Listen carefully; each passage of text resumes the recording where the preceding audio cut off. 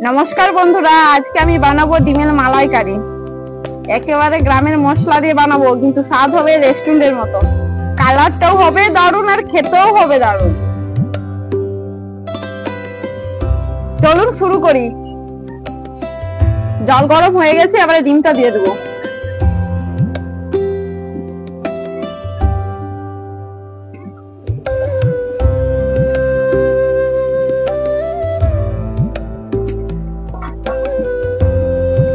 ডিমগুলো সিদ্ধ হচ্ছে, এখন অল্প করে আলু দেবো, তার জন্য আলুগুলো কেটে নিচ্ছি।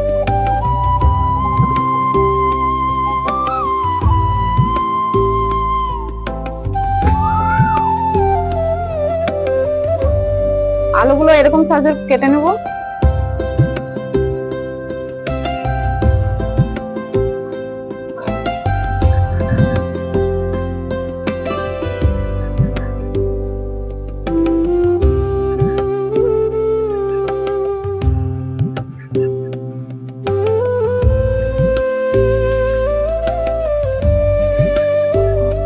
আলু কাটা হয়ে গেছে। রান্নায় যা যা লাগবে এখন সবকিছু রেডি করে নেব।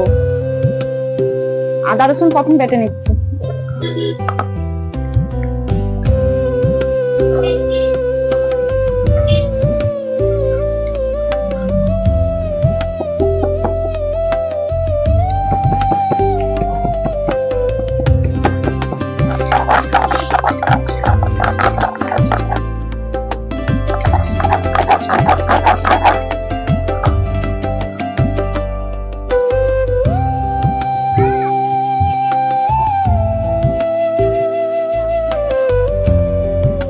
আদা রসুন বাটা হয়ে গেছে, এখন পেঁয়াজটা কেটে নিচ্ছি।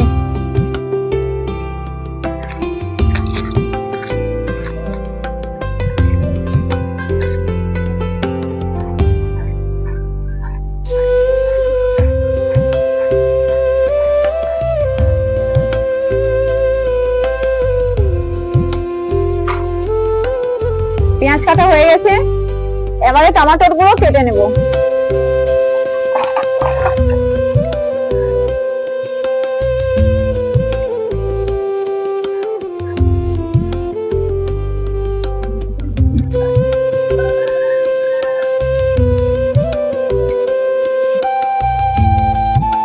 টমেটো কাটা হয়ে গেছে, এবারে ধনেপাতা গুলো কেটে নিচ্ছি। রান্নায় ধনেপাতা দেবো, রান্নায় ধনেপাতা দিলে রান্নার স্বাদটা আরো বেড়ে যায়।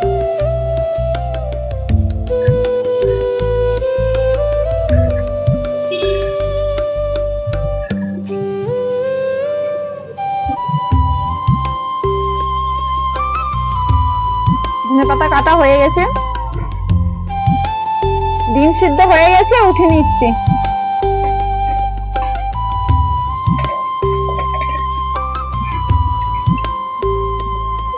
একটা একটা ডিমের খোসাগুলো ছাড়িয়ে নেব।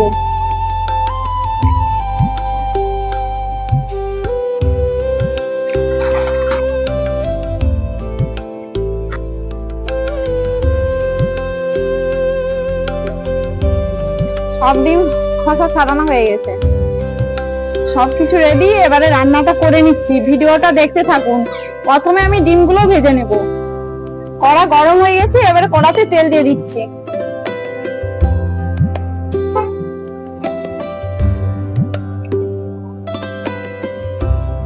তেলটা গরম হয়ে গেছে, এবারে হলুদটা দিয়ে ডিমগুলো ছেড়ে দেবো।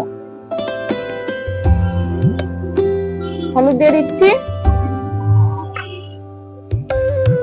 ডিমগুলো দিয়ে দিচ্ছি।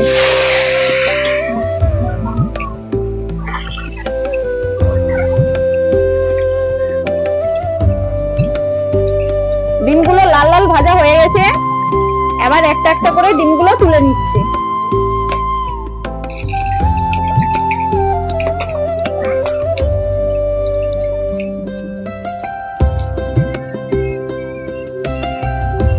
ওই তেলে আলুগুলো ভেজে নিচ্ছি।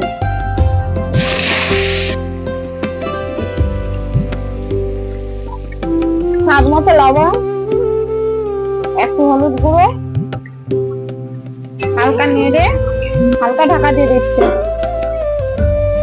এবারে ঢাকাটা খুলে নেব।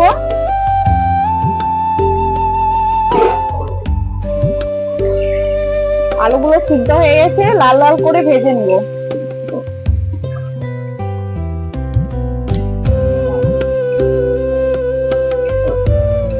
আলুগুলো লাল লাল ভাজা হয়ে গেছে, এবারে তুলে নিচ্ছি।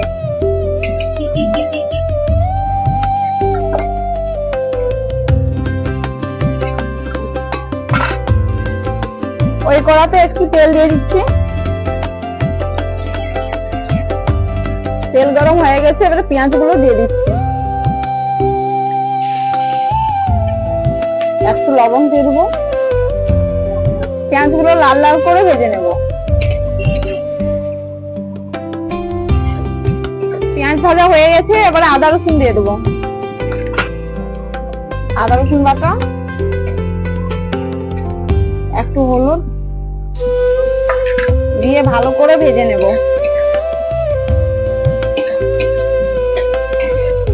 আদা রসুন পেঁয়াজ ভাজা হয়ে গেছে, এবারে লঙ্কা গুঁড়ো, জিরা গুঁড়ো, ভালো করে মশলাটা মাখিয়ে নেব। এবার টমেটো, ধনেপাতা একসাথে সব দিয়ে দিচ্ছি। একটু লবণ দিয়ে দিচ্ছি, একসাথে মাখিয়ে নিচ্ছি মশলার সাথে। একটু জল দিয়ে মশলাটা কষে নেব।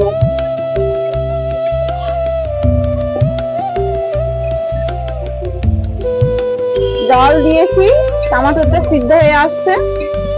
মশলার সাথে একটা কাঁচা ডিম দিচ্ছি, যাতে মশলার স্বাদটা ভালো হবে, খেতেও দারুণ লাগবে।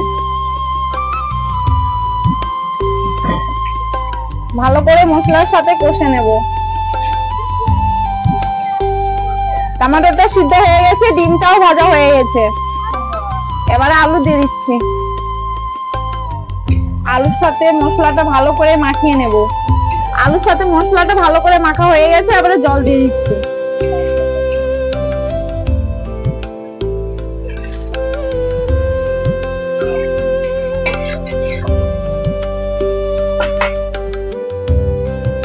রান্নায় ডিম দিয়েছি বলে মশলার কালারটা কেমন হয়েছে কমেন্ট করে জানাবেন। এবারে ডিমগুলো দিয়ে দিচ্ছি।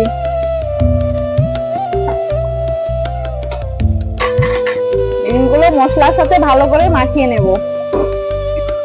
তরকারিটা হয়ে গেছে, স্বাদের জন্য গরম মশলা একটু দিয়ে দিব।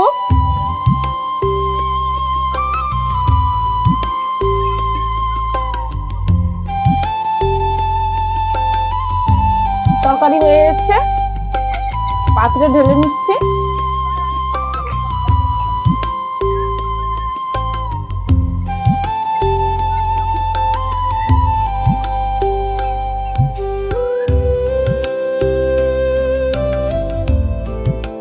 রান্না রেডি। রান্নার মশলাটা কালারটা দেখেই বুঝতে পারছেন রান্নাটা কেমন হয়েছে।